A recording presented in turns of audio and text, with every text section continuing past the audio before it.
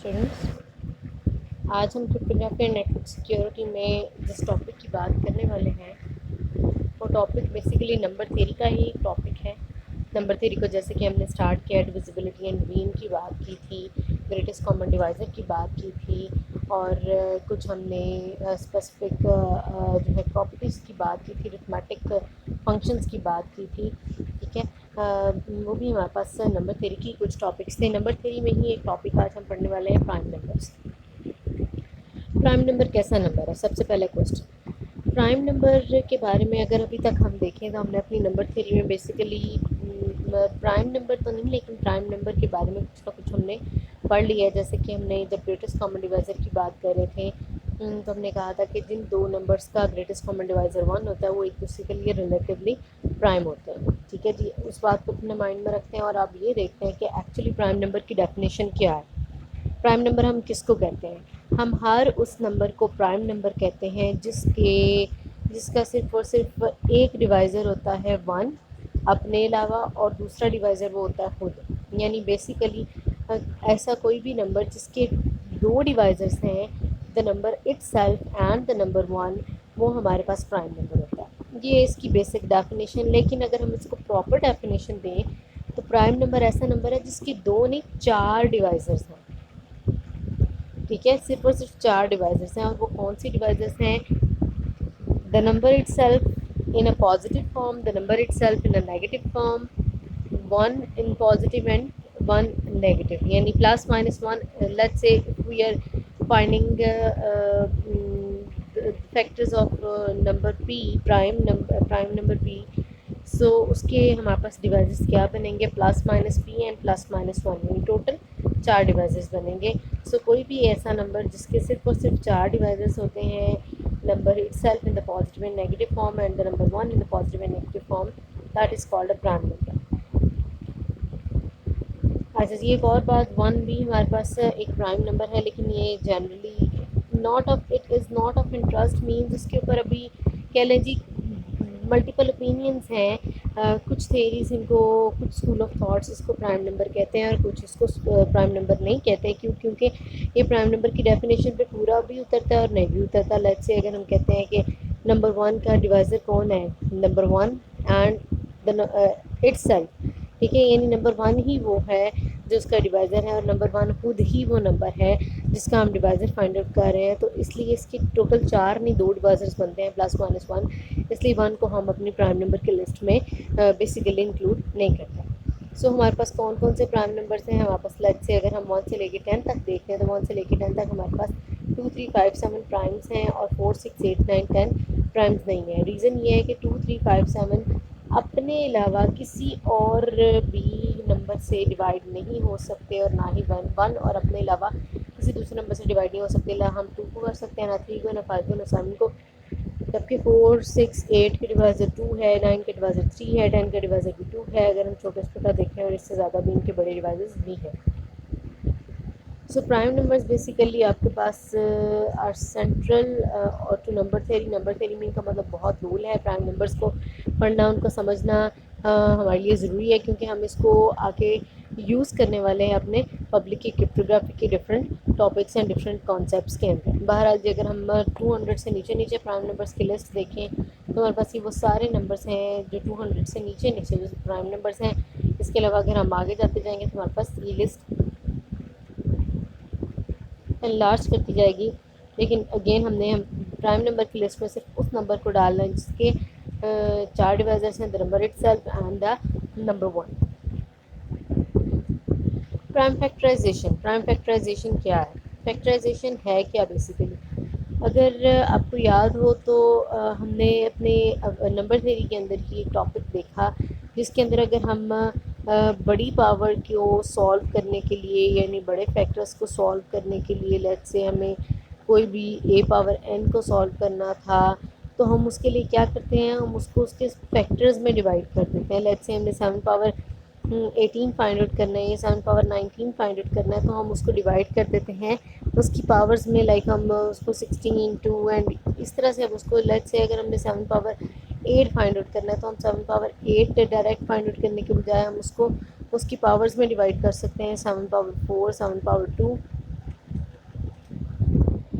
And 7 power 2 में अगर हम उसको डिवाइड कर दें तो तब भी हमारे पास काम हो जाएगा, क्योंकि हमने कहा था कि एक बड़ी पावर को फाइंड आउट करना और उसकी कैलकुलेशन करना, 7 की एक बड़ी पावर वाली बड़ी एक्सपोनेंट वाली वैल्यू को सॉल्व करना हमारे पास ज़्यादा मुश्किल होता है। इसलिए अगर हम उसके फैक्टर्स बना लें तो हमारे पास काम आसान हो जाता है। प्राइम फैक्टराइजेशन अब क्या है? प्राइम फैक्टराइजेशन में भी हम यही करते हैं, हम बड़े नंबर्स को उनके फैक्टर्स में डिवाइड करते हैं, लेकिन यहाँ पे डिफरेंट क्या है? डिफरेंट ये है कि अब जो फैक्टर्स बनेंगे वो हमारे पास प्राइम नंबर्स होंगे, यानी हम किसी भी इंटीजर को डिवाइड कर इस तरह से करेंगे कि हम उसको जिन नंबर्स में डिवाइड करेंगे वो फैक्टर्स एक्चुअली उसके क्या होंगे? प्राइम नंबर्स होंगे, जिनको हम उनका उनके फैक्टर्स नहीं, बेसिकली उनके हम डिवीजन इस तरह से करेंगे कि प्राइम नंबर्स की मदद से हम उसको नंबर को कलेक्टिवली बना सकें। जैसे कि कोई भी एक नंबर n है, उसको फैक्टर बनाने के लिए is to write it as a product of other numbers like n a b c। अब ये जो n एक इंटीजर है, हम उसको उसके फैक्टर्स में डिवाइड करते हुए कोई भी a b c में डिवाइड करते हैं। अब यहाँ पे ये जो ए बी सी है, इसकी बात हम कर रहे हैं कि हम इस ए बी और सी को क्या बना सकते हैं? हम यहाँ पे इनको ए बी सी की जगह प्राइम नंबर्स पुट कर सकते हैं। Note that the factoring a number is relatively hard compare to multiplying the factors together to generate the number. ठीक है जी, ये कह रहे हैं जी फैक्टर्स बनाना आसान है बजाय इसके कि हम उन किसी भी नंबर के फैक्टर्स को मल्टीप्लाई करके एक बड़ा नंबर बनाए और हम उसके ऊपर कैलकुलेशन करने की कोशिश करें। वही वाली बात कि फैक्टर क्यों बनाते हैं? फैक्टर हम इसलिए बनाते हैं ताकि हमारे पास काम आसान हो जाए, बड़ी पावर्स को बड़े नंबर्स को हम छोटे नंबर्स में डिवाइड करके अपनी कैलकुलेशन आसान बनाने के लिए फैक्टर्स बनाते हैं। बहरहाल जी, द प्राइम फैक्टराइजेशन क्या है? प्राइम फैक्टराइजेशन ये है a number n is written as a product of primes. ठीक है जी, प्राइम फैक्टराइजेशन ऐसी फैक्टराइजेशन है जिसमें हम नंबर n को किसी भी ए बी सी की फॉर्म में नहीं लिखते, बल्कि हम उसको प्राइम नंबर्स की फॉर्म में, प्रोडक्ट ऑफ प्राइम नंबर्स की फॉर्म में लिखते हैं, यानी हम उसके फैक्टर्स प्राइम नंबर्स लिखते हैं। तो वो हमारे पास क्या कहलाता है? वो प्राइम फैक्टराइजेशन कहलाता है। अच्छा, एक चीज़ यहाँ पे अपने माइंड में रखनी है डिवाइसेस की। अभी भी हमने जब प्राइम नंबर्स की डेफिनेशन की बात की तो मैंने आपको बार बार कहा कि ऐसा नंबर जिसके सिर्फ उसे जो सिर्फ खुद अपने आप को डिवाइड कर सकता है, ये नंबर 1 डिवाइड कर सकता है, वो प्राइम नंबर है। ठीक है, लेकिन अब हम यहाँ पे बात करें कि हम किसी भी इंटीजर n को प्राइम फैक्टर्स की फॉर्म में रिप्रेजेंट कर सकते हैं। तो यहाँ पे आपने वो चीज़ मिक्स नहीं करनी कि प्राइम नंबर के तो सिर्फ अपने आप से और नंबर 1 से डिवाइड होता है, वो तो नंबर के लिए है ना कि नंबर प्राइम है या नहीं है। लेकिन हम प्राइम नंबर्स की हेल्प से किसी इंटीजर को, प्राइम नंबर्स को आपस में मल्टीप्लाई करके कोई इंटीजर तो गेट कर सकते हैं ना। मतलब प्राइम नंबर्स के ऊपर तो ऐसी कोई शर्त नहीं ना कि वो किसी दूसरे नंबर को डिवाइड नहीं कर सकते। लेट्स से हम 2 की बात करते हैं तो 2 है तो प्राइम नंबर, लेकिन वो 4 6 8 10 सबको डिवाइड कर सकता है, यानी सारे ऑड नंबर्स, सारे इवन नंबर्स को वो डिवाइड कर सकता है। हाँ जी बिल्कुल, वो हर इवन नंबर को डिवाइड कर सकता है, हालांकि वो खुद प्राइम है, उसको कोई और डिवाइड नहीं कर सकता, लेकिन वो तो आपके पास इंटीजर्स को डिवाइड कर सकता है। दैट इज़ वाई हम किसी भी नंबर को, किसी भी इंटीजर को प्राइम नंबर्स के मल्टीप्लिकेशन की फॉर्म में लिख सकते हैं, यानी हम उसके प्राइम फैक्टर्स बना सकते हैं इन अदर वर्ड्स। और जो हमारे पास उसका प्राइम का फैक्टर्स होता है वो हमारे पास नंबर n यानी नंबर इटसेल्फ जनरेट करने में हमारी हेल्प करता है। और ऐसी फैक्टराइजेशन जिसमें हमारा फोकस क्या होता है कि हम किसी इंटीजर को उसके प्राइम फैक्टर्स में डिवाइड करें, उसको डिवाइड करने के लिए या उसके फैक्टर्स बनाने के लिए हम जो नंबर चूज़ करें वो प्राइम नंबर हो, कोई इंटीजर ना हो। तो अब हमारे पास ये प्रोसीजर क्या कहलाता है? प्राइम फैक्टराइजेशन से हमारे पास अच्छा, इसको हम डोनेट कैसे करते हैं? हमारे पास कोई भी नंबर a को हम लिख सकते हैं for all p belongs to p power a p। ठीक है, यानी हम उसको किसी भी a को p प्राइम की पावर a के साथ, ए पी क्या है, ए पी को भी हम समझते हैं p पावर ए पी के साथ हम उसको जो है मल्टीप्लाई करें। अगर multiple p power a p a1 a2 a3 a4 and up to so on अगर हम लेते हैं इसमें, तो मल्टीपल जितनी भी हमारे पास नंबर्स हमें चाहिए उनको मल्टीप्लाई करके हम नंबर ए गेट कर सकते हैं। लेट्स से हमारे पास यहाँ पे 91 एक नंबर है, 91 अगेन एक इंटीजर है, एक आपके पास 91 एक इंटीजर नंबर है और उसको हमने किस तरह से लिखा? उसको हमने लिखा 7 to 13, यानी उसके प्राइम फैक्टर्स की फॉर्म में हमने इसे लिखा है।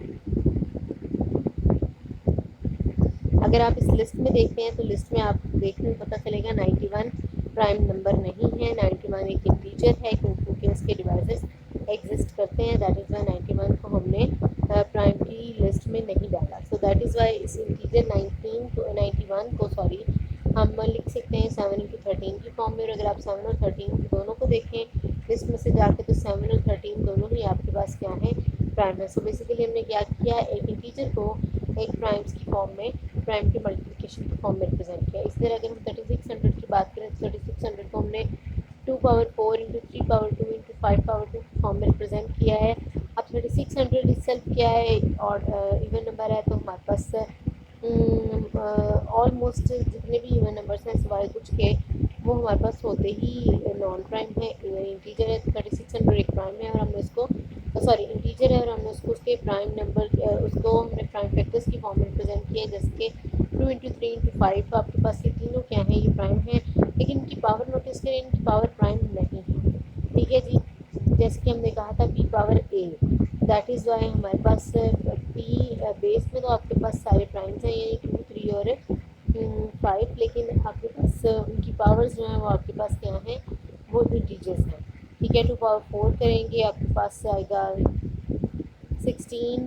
16 को आप मल्टीप्लाई करेंगे 9 के साथ, 9 को आप मल्टीप्लाई करेंगे 25 के साथ, तो आपके पास क्या हो जाएगा, 3600 बन जाएगा। सो हमें समझ आ गई प्राइम फैक्टराइजेशन ऐसी फैक्टराइजेशन है जिसमें हम किसी भी नंबर को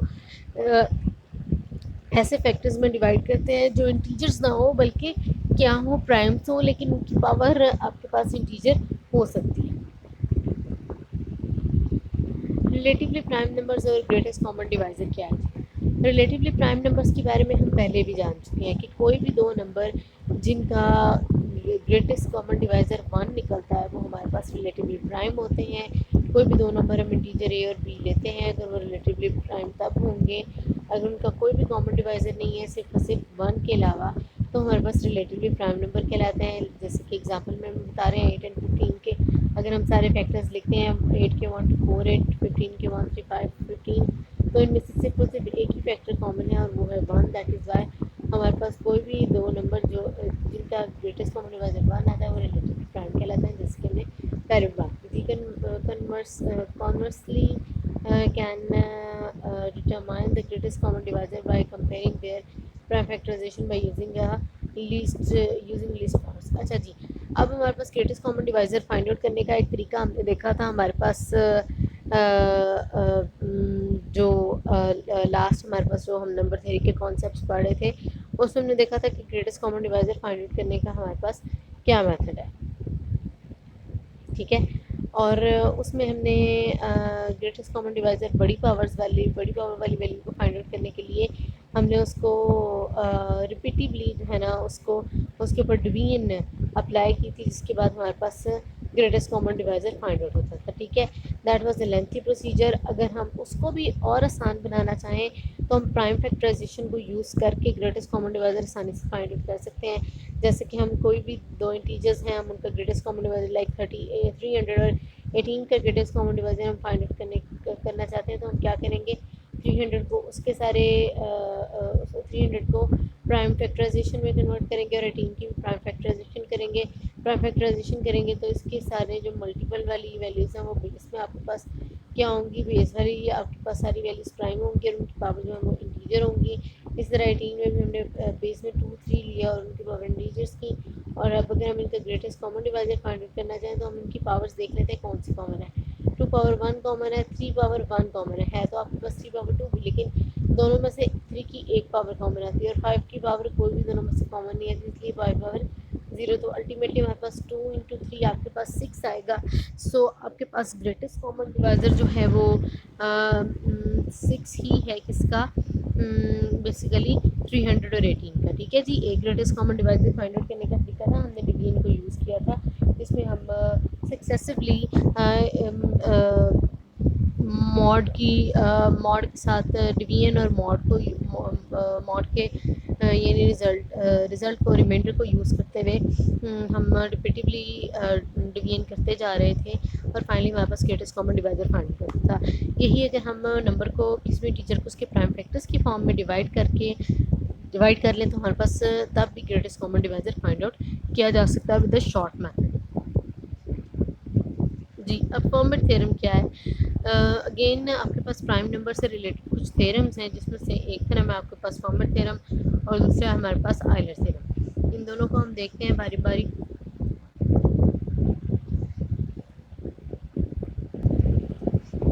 जी, फॉर्मेट एंड आयलर थ्योरम को पढ़ने से पहले हम पहले प्राइम फैक्टराइजेशन की तरफ ज़रा दोबारा आते हैं। उसमें से कुछ और टॉपिक या कुछ और बेसिकली कॉन्सेप्ट को हम लेते हैं। हमने कहा था कि हम किसी भी नंबर को किसी भी इंटीजर को प्राइम फैक्टर्स की फॉर्म में रिप्रेजेंट कर सकते हैं, जैसे 91 को किया, 3600 किया, आपके पास अगर 11,011 है तो हम उसको कर सकते हैं प्राइम फैक्टर्स की फॉर्म में रिप्रेजेंट कर सकते हैं। ठीक है, अच्छा, अब इसको लिखने के लिए हमारे पास नोटेशन हमने यूज़ की a is equal to for all p belongs to p power a p. अब इसमें से ए पी मैंने आपको कहा था, मैं आपको बताती हूँ। एक्चुअली आपके पास ए पी क्या है, वो ग्रेटर देन और इक्वल टू 0 वैल्यू होगी। किस तरह से? लेट्स से हमारे पास 12 एक इंटीजर है, 12 इंटीजर को हम उसके प्राइम फैक्टर्स की फॉर्म में कैसे प्रेजेंट करेंगे? A two is equal to a three is equal to 1। अभी a two is equal to 2 और a three is equal to 1 क्या है आपके पास? 12 है ना, 12 का हमने देखना है।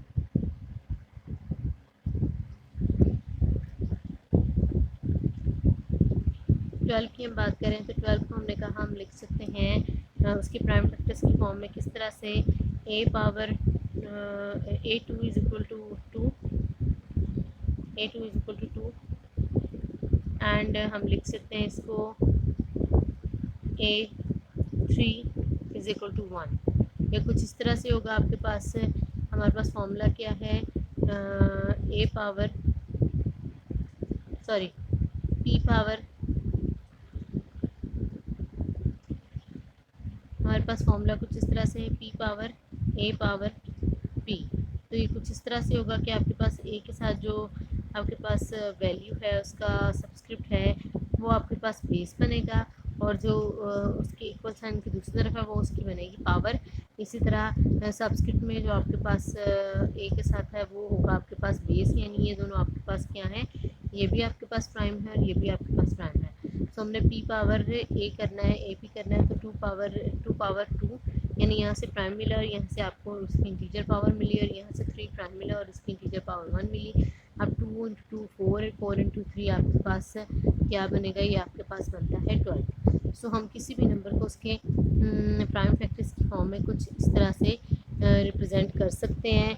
यानी हमें a two is equal to का क्या मतलब है? 2 power 2, a three is equal to 1 का क्या मतलब है? 3 पावर 1। इसी तरह 18 के लिए a power 2 is equal to 1 का मतलब है 2 power 1, a power 3 is equal to 2 का मतलब है 3 पावर 2। 91 का हमारे पास क्या मतलब है? 91 का मतलब है हमारे पास a power 7 is equal to 1 and a power 13 is equal to 1 का, यानी 7 पावर 1 एंड 13 पावर 1 जो हमारे पास क्या बनता है? 19 के फैक्टर्स बनते हैं। ठीक है जी। इसी तरह अगर हम नेक्स्ट बात करते हैं हमारे अगेन यहाँ पे उन्होंने आपके पास, अच्छा ये उन्होंने आपको क्या बताया कि उन्होंने क्या बताया कि ये बता रहे हैं आपके पास कि हमें पता है कि कोई भी दो नंबर्स का को जब बेसिकली हम मल्टीप्लाई करते हैं तो कोई भी दो नंबर्स ऐसे नंबर्स जो पावर की फॉर्म में लिखे हों, जब हम इनको मल्टीप्लाई करते हैं उनकी पावर्स हमेशा ऐड होती हैं। ठीक है, तो अगर हम ए और बी को मल्टीप्लाई करें तो हमारे पास आंसर क्या आएगा? के आएगा। अब उसकी पावर्स किस तरह से ऐड होती हैं? अगर हमें ए और बी की पता है तो हम उसकी पावर्स को ऐड करके तो के फाइंड आउट कर सकते हैं। लेट्स से हमारे पास के आपके पास ए इंटू बी 12 इंटू 18 है। 12 इंटू 18 को हम लिखते हैं उसके प्राइम फैक्टर्स की फॉर्म में 2 power 2 into 3 power 1 and 2 power 1 into 3 power 2 लिखते हैं।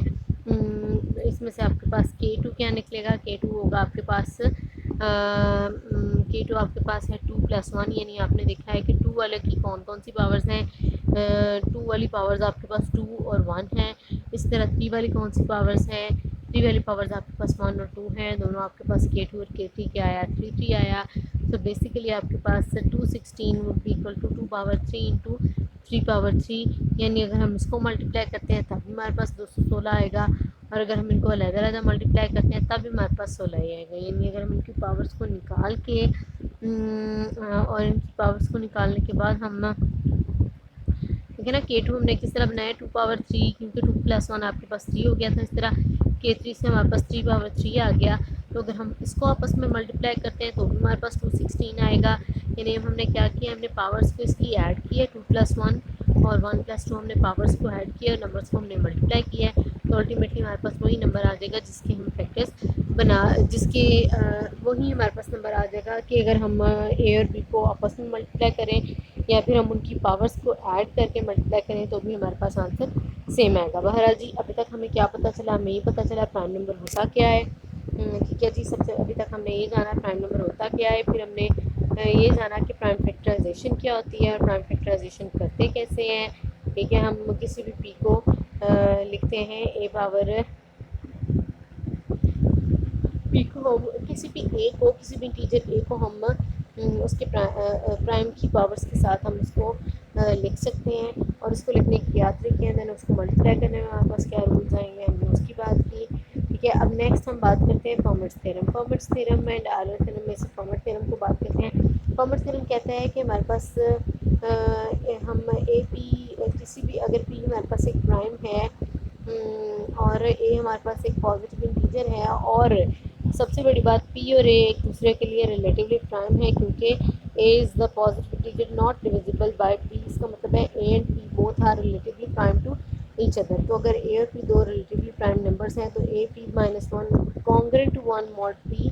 ठीक है, यानी हम फिर अगर हम ए की पावर p-1 लेते हैं तो वो कॉन्ग्रेंट होगा मॉड पी के। किस तरह से, याद रखिएगा, अगर हम ए का मॉड पी के साथ लेने भी वाले हैं तो ये भी याद रखना है कि पी ए को पूरा पूरा डिवाइड नहीं कर सकता क्योंकि वो हमने ऑलरेडी कह दिया कि ए और पी एक दूसरे के लिए रिलेटिवली प्राइम है। So a p -1 congruent to 1 mod p का क्या मतलब है, उसका मतलब ये है कि अगर हम ए की पावर p-1 लेते हैं और उसका मॉड लेते हैं पी के साथ और 1 का मॉड लेते हैं पी के साथ, दोनों का आंसर आएगा हमारे पास सेम, दोनों साइड होंगी हमारे पास इक्वल। आपको पता है ना कॉन्ग्रेंट को कैसे खोलते हैं, अगर हमने लिखा है जी a p -1 congruent to 1 mod p, इसका मतलब है it is equal to a p -1। अच्छा, इसको हम कुछ इस तरह से लिखते हैं, अगर हमारे पास ये आपके पास है इक्वेशन है a power p-1 congruent to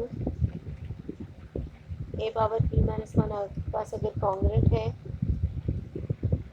1 mod P के, तो इसका मतलब है हम इस इक्वेशन को एक्चुअली हम किस तरह से लिखते हैं, एक्चुअली हम उसको इस तरह से लिखते हैं a power p-1 mod p is equal to 1 mod p। अगर ये दोनों आपके पास साइड्स इक्वल आती हैं, आपके पास ये इक्वेशन सेटिस्फाई होती है, ये कंडीशन सेटिस्फाई होती है, तो तब हम कहते हैं कि हमारे पास a p -1 is congruent to 1 mod p. अगर a p -1 mod p is equal to 1 and 1 mod p is equal to 1। So basically हमने इसी को जस्टिफाई करना है। हम एक एग्जांपल लेते हैं। एग्जांपल हमने कुछ इस तरह से ली, हमारे पास ए 7 है और बी हमारे पास 19 है और हमने इनको जो है लिखना है, इनके ऊपर हमने जस्टिफाई करना है that a p -1 is congruent to 1 mod p. Again हम जब ए 7 और p-19 लेंगे तो हमारे पास हमारे पास क्या बनेगा, बेसिकली ए पी -1 को अगर आप देखें तो ए पी -1 में आपके पास ए 7 और p-19 के साथ आपके पास क्या होगा, ए 7 और p-19 के साथ आपके पास ए 7 और p आपके पास 19 है, तो बेसिकली आपके पास बनेगा a power p-1 a power p-1 means 7 power 19 minus 19 -1 is equal to 7 power 18। So basically 7 power 18 जो है हमारे पास आएगा, उससे हमने कैलकुलेट करना है और जस्टिफाई करना है कि 7 power 18 mod P means mod हमने लेना है यहाँ पे 7 पावर 7 मॉड पी यानी 7 मॉड 19 हमने लेना है यहाँ पे। सॉरी, आपके पास यहाँ पे हमने क्या करना है, हमने 7 पावर 18 मॉड पी लेना है, मॉड पी यानी मॉड 19 लेना है और हमने 1 मॉड 19 लेना है। अगर दोनों का आंसर सेम आता है तो हमारे पास जस्टिफाई हो जाएगा ये वाला formula a p -1 is congruent to 1 mod p. ठीक है, हम किस तरह से इसको जस्टिफाई करते हैं, कैसे हम इसको बताते हैं। अगेन अब हमारे पास 7 पावर क्या आ गया, 7 पावर 18। 7 पावर 18 हमारे पास क्या है, एक बड़ी पावर है, एक बड़ी पावर है, उसे सॉल्व करना हमारे लिए आसान नहीं। तो हम उसको कैसे सॉल्व करेंगे, अगेन हम उसी तरफ जाते हैं कि हम हमारे पास जब बड़ी पावर्स आती हैं तो हम उनको छोटी पावर्स में डिवाइड कर देते हैं, यानी हम उनके फैक्टर्स बना लेते हैं। लेट्स से हमारे पास 7 पावर 2 है और 7 पावर 2 सॉरी हमारे पास 7 पावर 18 है। 7 पावर 18 को हम कौन कौन फैक्टर्स में डिवाइड कर सकते हैं? अगर हम 16 और 2 लें तो हमारा काम हो जाता है, लेकिन 16 अगेन बड़ी वैल्यू है। 16 को भी और थोड़ा डिवाइड करें तो हम क्या कर सकते हैं? हम 8 ले लें। 8 ले लें तो हमारे पास पावर्स ऐड हो जाएंगी। सो बेसिकली हम क्या लेंगे? हम 7 पावर 16 और 2 लेंगे। अब 16 को कैलकुलेट करने के लिए हम पहले 4 में जाएंगे, 4 से फिर हम जाएंगे 16 के 4 से फिर हम जो है ना 8 पे 2 से 4, 4 से 8 और 8 से आपके पास नेक्स्ट पावर क्या आएगी जी? 16 आएगी। अब 7 पावर 2 करें वो 49 आता है। 49 mod 19 is equal to 7, 121 mod 19 is equal to 7, 49 mod 19 is equal to 11, and 7 power 16 तो हमने कैलकुलेट किया और हमने उसका मॉड ले लिया 19 के साथ। अच्छा, अब हमें यहाँ पे अगेन मेहनत नहीं करनी है। अगर हम 7 पावर 2 का आंसर निकाल लेंगे तो वही आंसर हम रखेंगे 7 पावर 4 के अंदर। नहीं, 7 पावर 4 इक्वल टू 7 पावर 2 की पावर 2, यानी हम 49 की पावर 2 लेंगे और जो उसका आंसर रहेगा हम उसका कैलकुलेट कर लेंगे। इसी तरह हम 7 पावर 8 कैसे कैलकुलेट करेंगे? हम 7 पावर 4 इंटू 2 से कैलकुलेट कर लेंगे और 7 पावर 16 कैसे कैलकुलेट करेंगे? 7 पावर 8 पावर 2 हम ले लेंगे तो हमारे पास ये क्या हो जाएगा? 7 पावर 16 कैलकुलेट हो जाएगा। हमारा जी वही मेथड है कि हमने हमारे बड़ी पावर को छोटी पावर्स में डिवाइड करके हम मल्टीप्लाई करेंगे तो हमारे पास अल्टीमेटली दोनों साइड्स का आंसर सेम आएगा। तो हम क्या करेंगे कि जी हमारे पास फॉर्मर थ्योरम सेटिस्फाई होता है। फॉर्मर थ्योरम के बाद आयलर थ्योरम के पास आते हैं। आयलर थ्योरम क्या है? उसमें हमारे टॉर्शन फंक्शन के बारे में जानते हैं। आइलैंडेशन फंक्शन क्या है? आइलैंडेशन फंक्शन आपके पास एक ऐसा फंक्शन है जो कि आपके पास डिटरमाइन करता है किसी भी नंबर के लिए उसके सारे वो पॉजिटिव इंटीजर्स जो उसके लिए रिलेटिवली प्राइम हो रहे हैं। यानी किसी भी नंबर से जो दो नंबर्स रिलेटिवली प्राइम थे, रिलेटिवली प्राइम होने का क्या मतलब है कि जो दो नंबर किसी भी नंबर एन को डिवाइड नहीं कर सकते वो उसके लिए रिलेटिवली प्राइम है। क्यों? क्योंकि देखिए ना, उनका कॉमन डिवाइज़र, क्योंकि जी उनका कॉमन डिवाइज़र आपके पास 1 आ रहा है। तो कोई भी दो नंबर जिनका कॉमन डिवाइज़र 1 आएगा वो एक दूसरे के लिए रिलेटिवली प्राइम ही होंगे। सो हमने बेसिकली 537 535 में अब ये एग्जांपल है, हमने इसमें ये देखना है कि 537 के कौन कौन से पॉजिटिव इंटीजर्स हैं जिसके लिए रिलेटिवली प्राइम, और 35 कौन से इंटीजर्स हैं जिसके लिए रिलेटिवली प्राइम है।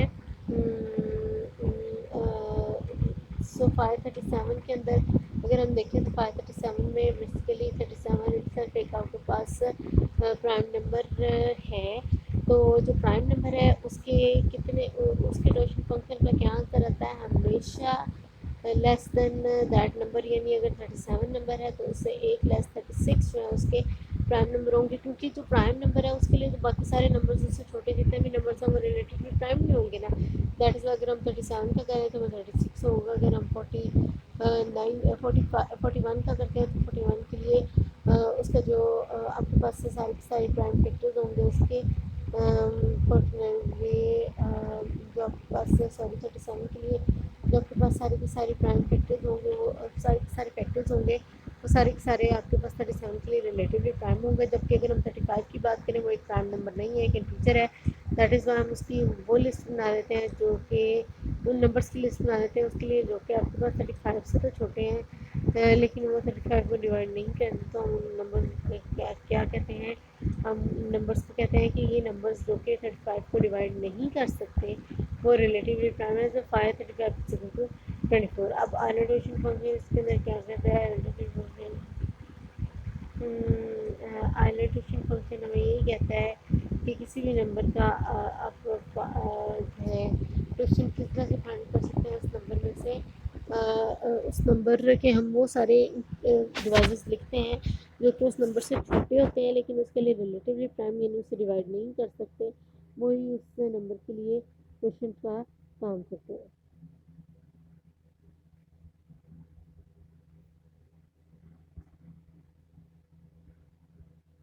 अच्छा जी, इसी तरह अगर हम बात करते हैं अपने एलर थ्योरम की, एलर थ्योरम क्या है? एलर थ्योरम कहता है a phi n is congruent to 1 mod n, यानी अगर हम ए की पावर फाई एन लेते हैं तो वो कॉन्ग्रुएंट होगा 1 मॉड एन के। किस तरह से?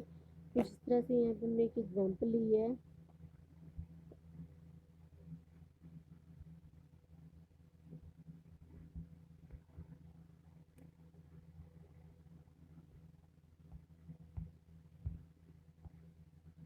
जी, एग्जांपल में हमारे पास क्या है? एग्जांपल में हम देखने वाले हैं जी, है जी आयलर थ्योरम। आयलर थ्योरम क्या कहते हैं? हमारे पास a power phi n congruent to 1 mod n, यानी अगर हम किसी भी ए की पावर में हम फाई एन लें, फाई एन यानी कोई भी नंबर जो है इंटीजर भी हो सकता है और प्राइम भी हो सकता है, तो किसी भी एन की अगर हम लोग फाई एन फाइंड आउट करते हैं, टोटल एन फाइंड आउट करते हैं और हम उसको ए की पावर में लेते हैं और उसका मॉड लेते हैं एन के साथ, तो वो 1 मॉड एन के इक्वल होगा। किस तरह से हम इसको एग्जाम्पल के साथ जस्टिफाई करते हैं? लेट्स से हमारे पास A2 है और N10 है, ठीक है। ए हमारे पास एक प्राइम नंबर हमने यहाँ पे लिया और N हमने एक इंटीजर लिया। अब हम लिखते हैं a power five n minus one, यानी 3 power 10 minus sorry a power टोशन 10, ए पावर टोशन 10 में इस power to 1 mod n. So a power टोशन 10 में हमारे पास 3 पावर टोशन 10 आएगा। टोशन 10 को सबसे पहले फाइंड कर लेते हैं। टोशन 10 फाइंड आउट करना है तो अब देखें 10 आपके पास प्राइम है या इंटीजर है। अगर तो वो इंटीजर है तो हमने 10 से छोटे वो सारे नंबर जो 10 प्रोवाइड नहीं कर सकते उनको नोट डाउन कर लेना है। वो आपके पास 4 है नंबर्स, दैट इज़ वाई आपके पास टोशन 10 क्या है? 4 है। 4 है, वो क्या लिखेंगे जी? ए पावर 4 यानी 3 पावर 4 3 पावर 4 आता है 81। 81 का अगर हम मॉड लेते हैं एन के साथ यानी 10 के साथ, तो आपके पास आता है आंसर 1। इसी तरह अगर हम 1 मॉड 10 लेते हैं तो भी आपके पास आंसर आता है 1। सो यहाँ पे हमारे पास ये हो जाता है जस्टिफाई। इस तरह के एक और एग्जांपल ले लें। A2 लिया, अगेन प्राइम लिया और N11 लिया, ये भी हमने बेसिकली आपके पास से लिया तो प्राइम है, लेकिन हमने इसके ऊपर इस वक्त format theorem Euler theorem justify करना है तो हम उसी तरह करेंगे। 2 पावर 5 11 में हमारे पास हम क्या करते हैं? 11 माइनस 1 यानी 10 करते हैं और हमारे पास अब क्या बनेगा? 2 पावर 10 में 2 पावर 10 हमारे पास आता है 1/2 को डिवाइड कर देते हैं हम। उसका बेसिकली मॉड ले लेते हैं हम एन के साथ। जब हम उसका मॉड लेते हैं एन के साथ तो आपके पास क्या बनता है जी? मॉड 11 लेते हैं तो आपके पास 11 9s are 99 and 11 3s are 33। तो आपके पास रिमाइंडर आपके पास बचता है 1। इस तरह 1 मॉड 11 करें तो भी हमारे पास बचता है रिमाइंडर 1। सो यहाँ पे हमारे पास जस्टिफाई हो जाता है कॉमर्स थ्योरम भी, सॉरी आयलर थ्योरम भी। आयलर थ्योरम को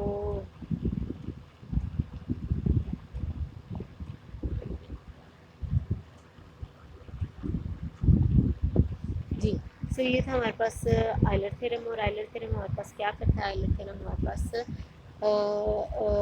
बताता है कि अगर हम किसी भी नंबर को उसके टोशन के साथ अगर हम उसकी पावर लेते हैं तो वो भी कॉन्ग्रुएंट होता है 1 मॉड पी के। ये हमारे पास फॉर्मेट थ्योरम और आयलर थ्योरम। और ये sorry format theorem sorry Euler theorem ये है हमारे पास। और फॉर्मेट थ्योरम क्या कहता है? फॉर्मेट थ्योरम कहता है कि पावर p माइनस 1 कॉन्ग्रुएंट होता है 1 मॉड पी के। बेसिकली ये दोनों ही टॉपिक्स जो हैं या basically format and Euler theorem जो दोनों थ्योरम हैं इनको हम अपनी पब्लिक की क्रिप्टोग्राफी के अंदर यूज़ करने वाले हैं, ठीक है। इसी तरह प्राइम नंबर्स को भी हम यूज़ करने वाले हैं।